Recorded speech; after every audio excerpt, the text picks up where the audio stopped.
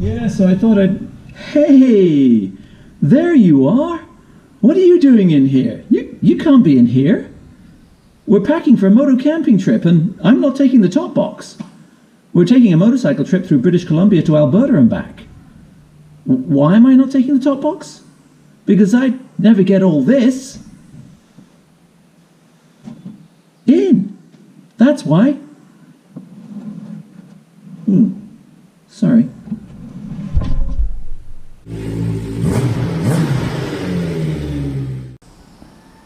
The first and most important thing you're going to need is a tent. This is the Big Agnes Rattlesnake SL2 Mountain Glow tent. But you can't get it anymore. No matter. Here are the stats. Find one like it. It's a backpacking tent, so it's light. 4 pounds including the fly. Important for bike springs and handling, especially when 2 up. Packed size 6.5 inches by 21 inches. Don't make me use the duct tape, all you people going on about metric. I'm just quoting the stats from the site. It's waterproof, not water resistant. Very important if you want to stay dry at night and you're bedding to stay dry as well.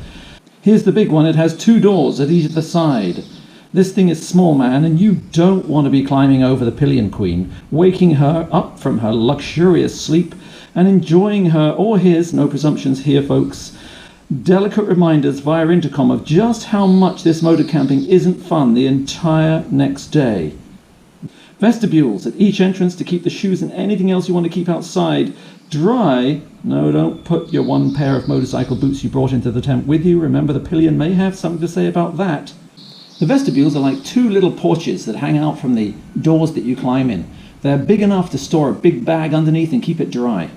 Also important, ripstop fabric and aluminum poles with included pole repair kits for when your boots are thrown out of the tent and they accidentally bend one of the poles. Good quality tents, well worth it folks. 4 pounds, a backpacking tent. You gotta go for that. And you can't beat a good sleeping bag. I mean, this one looks huge, doesn't it? It's a McKinley Trekker. It's actually not very big at all. That is 7 inches by, I'm guessing, 12 inches tall in the unpacked, untightened version, but when you tighten it up, it scrunches up quite small, as you can see. Definitely need 2 of these. This is supposed to be good down to -17. That's an outright lie. This thing is probably good down to about 5 or 6. But you're motor camping in the spring or summer. You shouldn't be dealing with temperatures quite that low. If you are, you may need something a little warmer. This is quite a narrow bag at the bottom, as you can see. So if you're someone who likes a bit more room, then you may have to spring for one that stays the same size all the way down. But as I said before, this is all about compact space. You got to fit all this stuff in, and yet, you know, you don't want to sacrifice something else that's important because you just want a little more foot room. So it is compromises for sure. Oh, and I forgot to tell you, it's a Svelte, 2.2 pounds. So how's it looking in there? In where, you say? Well, I'll let you know in a minute, but this is the container we're going to be using, and you can see 1 tent at one end, sleeping bag on the other, 1 tent at the other. If I back up a little bit, you can see just how much space is left. What else do you need? Well, for the comfort department, we're not quite finished yet. If you want to keep that intercom quiet for the next day's ride, then you're going to need to invest in a couple of these. These are the Static 5 by Climate, and they are basically an inflatable sleeping pad. It packs down this small, even smaller in some cases if you want. You can get larger ones. What are these? These are pillows. They're inflatable too. These are 4 or 5 breaths. Not much at all to get these up. And once they're up, they're super comfortable. In case it gets really cold, again, to stop the intercom chatter, one of these emergency bags will keep people warm if it's really, really cold. What else might you need? Well, you've got your medical kit. I've got a Grail water filter here. This will filter out all viruses, bacteria, in case you need to drop by a stream, you're out of water. You don't have much room to carry water on a bike. I do have a backpack, which I'll talk about in a minute, which has a bladder in it, but spare filter as well, just in case you plug this one up with some real muddy water. Advice, don't use muddy water. Try to find the clearest water you can when you use these things. Great and very handy. I've used it all over the world, from Peru to Canada and back. What's it looking like now? Still gargantuan amounts of room in here. That's good because we've got a lot more to pack. Cooking. What do I use? Well, when I've arrived at my site, before I do anything else apart from erect the tent, Never drink the beer before you've erected the tent. But once you put the tent up, have a beer. Once you've finished with that, you can cut one of the cans down and make one of these. And these are alcohol stoves made out of beer cans. I'll leave a link up in the top corner to my video that shows you how to make them. I've used them, again, all over the place, and they have never let me down. You can make as many as you want, cook with 1, cook with 3. They will cook things really quickly. The fuel you use is methylated spirits, or you can use fuel line antifreeze or fondue fuel. You'll find those in any hardware store, and it's dirt cheap. Don't forget the lighter and a container to put them in so they don't get crushed in your bag. Oh, and did I mention they're good fun to make? Then you've got your cookware. You're going to need those. Make sure they're stackable. These are lightweight aluminum. Again, weight is everything. Try to stack things inside them. Oh, look, what have we got there? And they should stack inside each other, like this does. Basically, if you can't do it with a pot and a kettle, you probably shouldn't be doing it on a motorbike. Okay, what else do I take? I will take a full tire repair kit. You never know when you're going to need that. It's one of the route outs. Push the mushroom in, pull it out, cut it off, etc. Works a treat. If you haven't got the energy for that, you've got slime. Then, of course, you've got your inflator right here, my little air compressor. It takes a while, but it works. A light in case you have to do it at night, or you want light in the tent. Bear spray in case while you're doing it, something comes out to eat you. And, of course, while you're doing it, you might as well lube the chain. And after all of that, well, you're probably contemplating something more. Bog paper. And to clean your hands after all of that, wet wipes. And there it is, thrown all together. Just put the hard stuff on the bottom if you can, put the soft stuff or the softer stuff on the top, and then you can roll it up. Roll it up, you say? Yeah, I've got a review on this bag. I'll put a link up there right now and you can take a look at it. This is a 70-liter first gear roll top duffel, and I wouldn't leave home without it. As you can see with the first gear bag, volume isn't the issue. I could fit a lot more in there. I took 3 hefty rolls and cinched her down, and she's got a lot more room inside her. However, weight is. And as it sits right now, that's 25 pounds. Not too bad at all. I've taken a lot more in it. For instance, I might take out the puncture repair kit because I might want to get to it quickly and put it in my side case right there with a few waterproofs, etc. that I can get to without having to unpack this whole thing just to get the puncture repair kit out. In that case, I would take my clothes, which are usually kept in there, and shove them in there. There's more than enough room and they don't weigh anywhere near as much. And for those of you with a wife that won't go anywhere without a top box on the back, that was my wife too.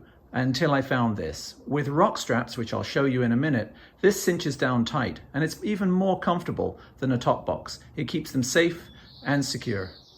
On top of that, I'll put my KLIM neck backpack. This is an awesome piece of kit. It has all sorts of different compartments in it. You can keep your sunglasses in here. You can see I've got a fishing rod tucked into the side. I can put tripods in the other side as well. And also you can hang things off it like your hat. Usually that might be facing the other way around as I'm riding for obvious reasons. And then of course, coming around this side, I don't know if you can see it, but there is a bladder in this one. And this is so nice to be able to access for my wife to drink whenever she wants, or for when I want to stop, or she can even pass it forward. Not easy for me to get to. Usually I'll stop to do, but it's in theory, it's possible as long as you're not, on a twisty road or something like that. A great piece of kit, and this usually goes on top, and then this is where I would put the rock straps over. 2 of them, and over they go. Now, if you haven't heard of rock straps, where have you been? These things are awesome.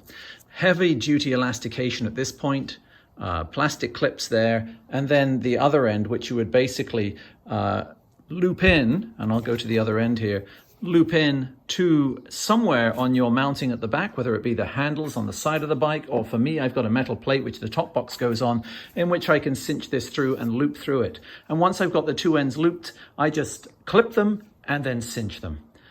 Brilliant. So that is the starboard side case, right side for you landlubbers.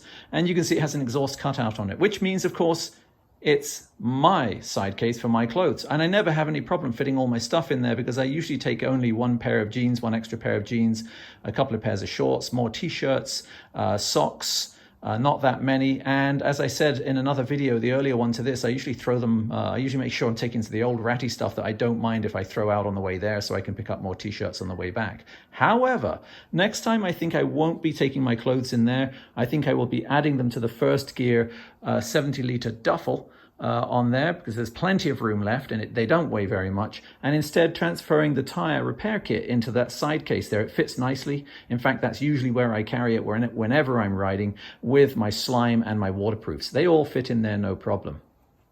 On the other side, this is where my wife's clothes go. No exhaust cut out, a lot more room.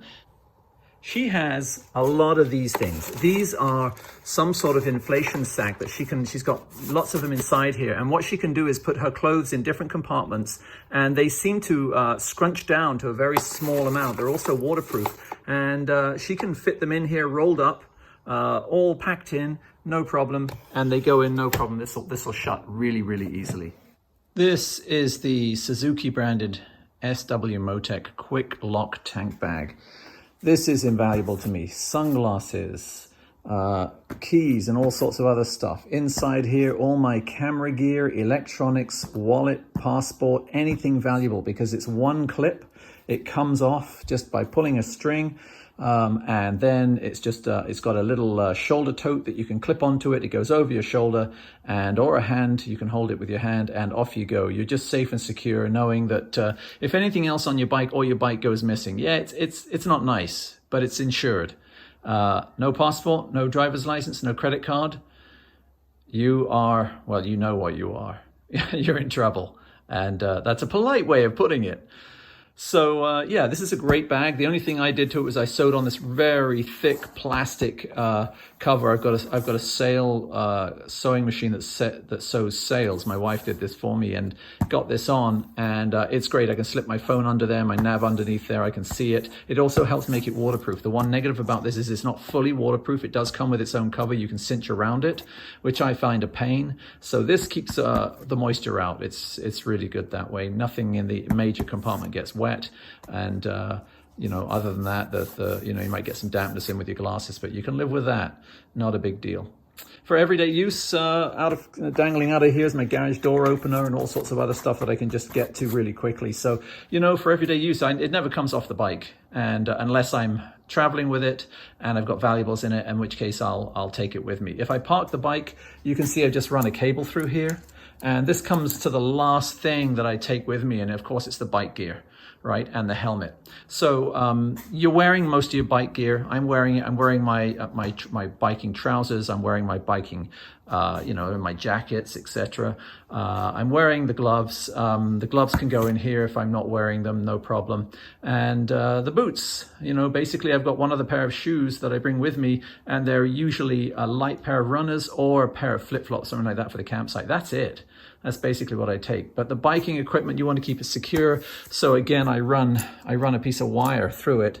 I know it's basically a deterrent to thieves. Anything that takes them a little longer to get it away. You don't want to be without this in British Columbia, Washington State. You need one of these legally to ride. Montana, I'm not sure, I can't remember.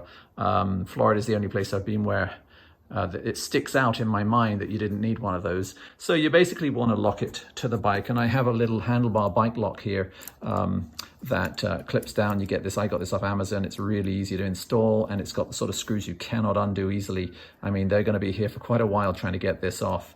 And if I were a little more worried about it, I'd probably get something even more solid than this. But this has done the trick for me for, well, 5-6 years. So I've never had anything nicked, stolen. So I'm quite happy with that, yeah.